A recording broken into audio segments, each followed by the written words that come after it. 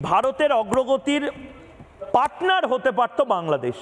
আপনারা বাংলাদেশে যত ভারতের সাথে প্রজেক্ট সেগুলো নিন, আপনারা আপনাদের রংপুর থেকে সিলেট চট্টগ্রামে বিপুলভাবে ভারতীয় ইনভেস্টমেন্ট করুন। আমরা তো ওপেন অফার দিচ্ছি। আপনাদের পাকিস্তান আর চায়না, চায়না আর পাকিস্তান, এই স্বভাবটা বন্ধ করুন এবার। দাদা, আমাদের স্বাধীনতার পর থেকে আমাদের বিদেশ নীতি হচ্ছে কারোর সঙ্গে বৈরিতা নয়, সবার সঙ্গে বন্ধুত্ব। সেই ক্ষেত্রে গ্লোবাল এই বিশ্বে মানে মুক্ত বাজার অর্থনীতিতে সবার সঙ্গে আমাদের ব্যবসা বাণিজ্য হবে, সবার সঙ্গে মধ্যে বন্ধুত্ব হবে। সেখানে চায়না পাকিস্তানের সাথে আপনাদের সম্পর্ক খারাপ থাকলে জঙ্গিদের সাথে বন্ধুত্ব করা যাবে না, জঙ্গিদের সাথে বন্ধুত্ব করা যাবে না। যারা ভারতকে ক্ষতবিক্ষত করেছে, যারা হোলি আর্টিজান ক্যাফেতে ব্লাস্ট করিয়েছে, তাদের সাথে এত বন্ধুত্ব করছিলেন কেন আপনারা?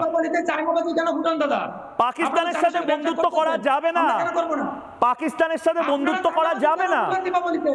না, বলে দিচ্ছি তো, ভারত বলে দিচ্ছে পাকিস্তানের সাথে বন্ধুত্ব করা যাবে না। না হলে ভারত মানে আপনাদের চাল দেব, ডাল দেব, আটা দেব, চিনি দেব, গম দেব, ওষুধ দেব, হাসপাতাল দেব, আরে আপনাদের পেসমেকারটাও আমাদের টাকায়। আপনি তো আমাদের এমনি দেন না, কেন এই সমস্ত কথা শুরু করছে বুঝলাম না তো দাদা। একই কথা বারবার চাল দেবো, ডাল দেবো, মানে কি এগুলো? কি আমরা তো ইন্টারন্যাশনাল ট্রেডে কিনে আনি, আপনি ডলার নেন, এলসি করে ডলার নিয়ে দেন, এইভাবে কেন বলেন? সুরটা নরম করুন। যেভাবে আজকে মাঠে হেরেছেন, কালকে যুদ্ধেও হেরে যেতে পারেন। এই যে ভারত কলকাতা দখল করবো, এই দখল করবো, আপনাদের বেসিক্যালি অকাতটা বুঝিয়ে দেওয়া হচ্ছে, অকাতটা বুঝিয়ে দেওয়া হচ্ছে। আপনারা ঠিক কোন জায়গায় দাঁড়িয়ে আছেন সেইটা ভারত বুঝিয়ে দিল। আমি বেশ সজল ঘোষের কাছে যাব, বাংলাদেশের যারা অতিথি তাদের থেকে। সজল ঘোষ খুব নির্দিষ্টভাবে আমি আসছি আপনার কাছে, আসছি নরেন্দ্রনাথ বাবু, রিপন ভাই, নরেন্দ্রনাথ বাবু, জব্বার ভাই, সবার কাছে আসছি। আমি সজল বাবু আছেন, ভারতের যারা রাজনীতিবিদ তাদের কাছে যাবো একবার। বিজেপি এবং কংগ্রেস এই মুহূর্তে রয়েছে। সজলদা, আমি আবারও বলছি, অনেকে আমাকে নিন্দা করেছেন যে সত্যি মাঠের লড়াইটাকে কেন ভাতের লড়াই, জিওপলিটিক্যাল লড়াই এমন জায়গায় যাচ্ছ কেন? আমি কেন যাব না? বাংলাদেশ এবং পাকিস্তান যে আচরণটা করছিল, আরে বাংলাদেশ পাকিস্তান কিছু নয় সজলদা আমাদের কাছে, কিন্তু ওদেরকে অকাতটা বুঝিয়ে দেওয়ার এই লড়াইটা ছিল এবং সেটা আমরা করেছি। এবং তার পাশাপাশি আমার দুঃখ লাগছে, কিন্তু সুভাষিস দাদের দল, শামা মোহাম্মদ বা সৌগতবাবু যে কথাগুলো বলছিলেন, সৌগতবাবু আজ অসুস্থ, আমি সৌগতবাবুকে নিয়ে খুব বেশি কিছু বলতে চাই না, কিন্তু এটা তো হচ্ছে। মানে ভারত প্রতি মুহূর্তে কেন নিজের জায়গাটা বুঝাতে যাবে? বাপই হতা है সজলদা।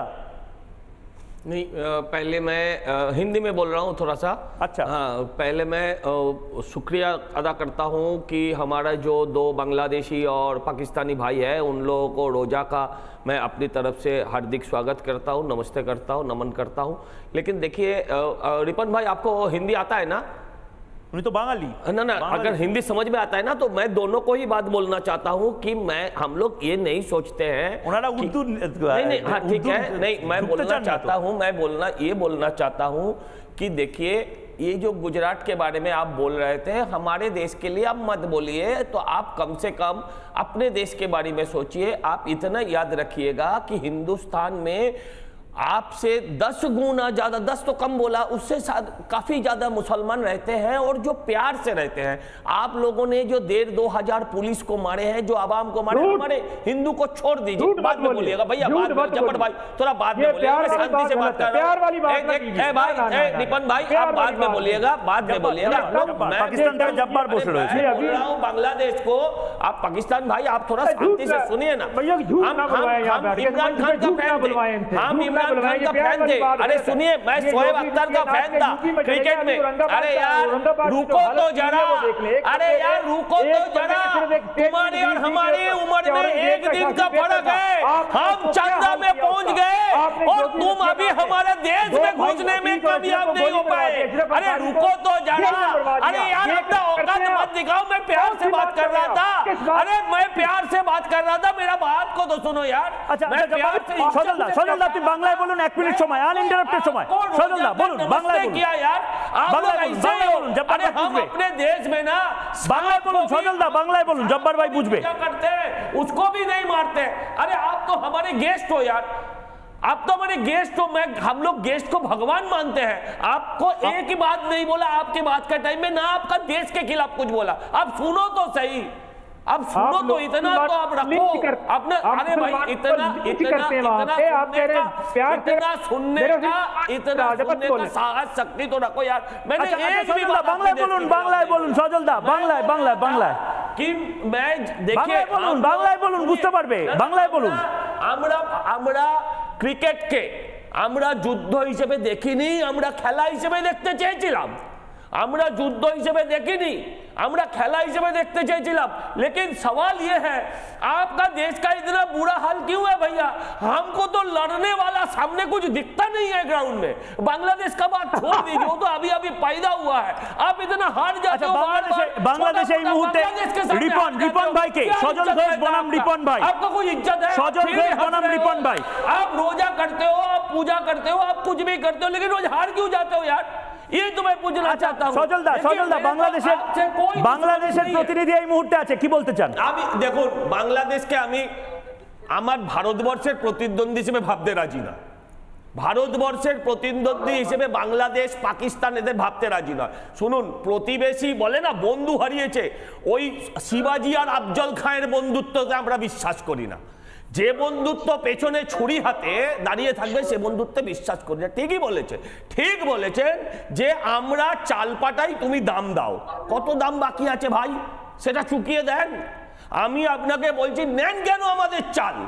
আমাদের চাল নেন কেন? আমাদের চাল ফুটো করে দিন, আমরা না খেয়ে মরে যাবো। তাহলে তো ভালো, তো আপনারা নেন কেন? আপনাকে বলি রিপন ভাই, দেশে ভোট করুন, দেশে ভোট করুন, সংখ্যালঘুদের নিরাপত্তা দিন। আপনি গুজরাটের দিকে তাকাবেন না।